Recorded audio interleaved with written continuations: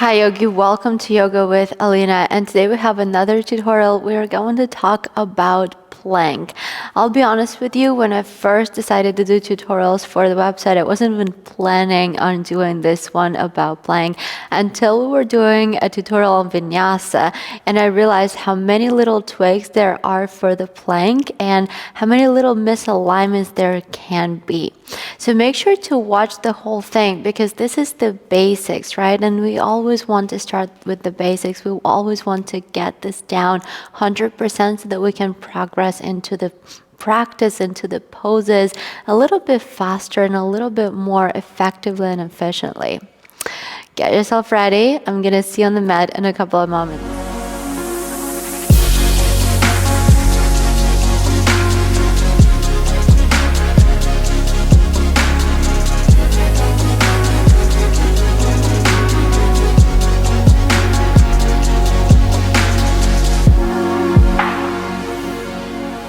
All right, so we are on the mat and I'm here with Tay again, and he's going to be helping me out with the whole plank thing. Let's get straight to it, right? Let's not waste any time. So just get into plank. You know what to do. I'm actually going to come all the way out in front of you. And right here, right now, I just want to, well, luckily he can hold it for forever. So I'm going to take full advantage of that and I'm going to make him hold it. As you can see, plank has the original plank, right? The plank that we all kind of envision when we think about it. We have 4 points of contact. And this is our hands, this is our feet. And we really want to make ourselves stable with it.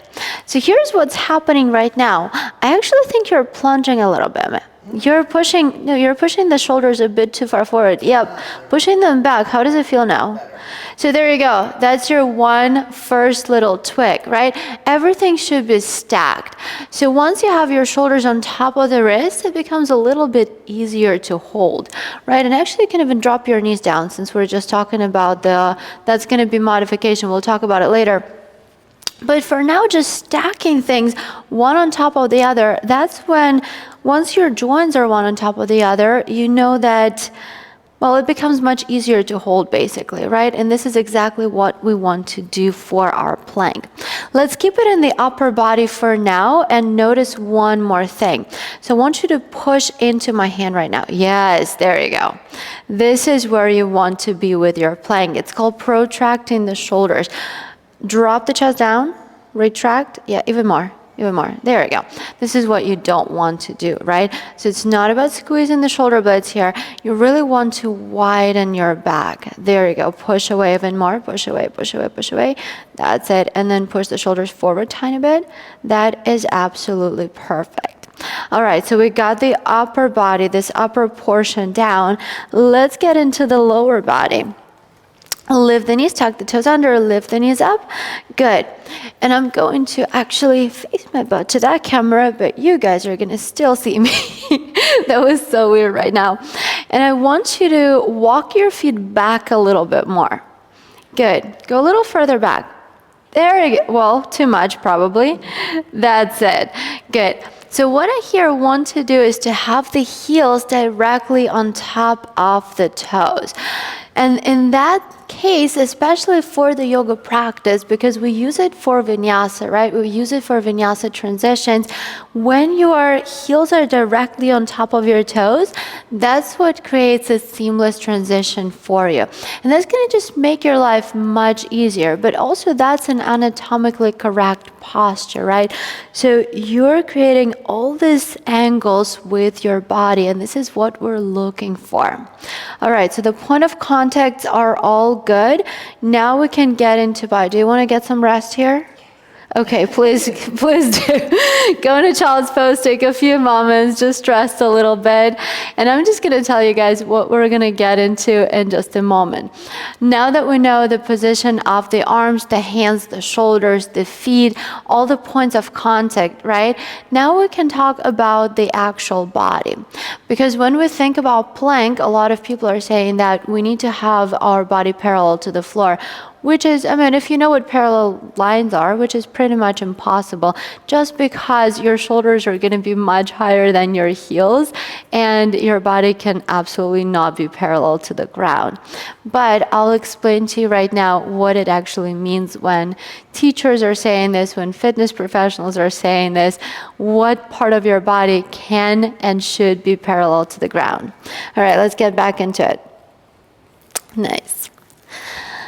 So we have nice strong base with everything aligned. You're pushing away, you're separating the shoulder blades, and try to lift the hips a little bit higher. I want you to exaggerate it a bit more. Good. So this is what not to do, right? It's not really, yes, you're bringing the body parallel to the ground, but with that said, what are you feeling right now?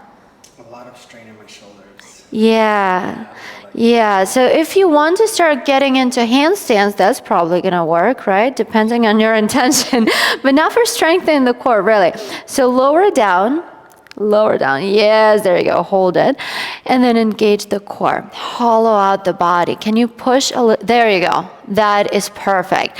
So this is where he feels his abs probably the most. And you're separating the shoulders. You're widening your back. And you're widening the lower back as well. You're pushing it up without physically lifting it up. If that makes any sense. You're pushing from this down part. There you go. Good. And now the hips are absolutely locked. They're not moving. Drop your knees down. Good.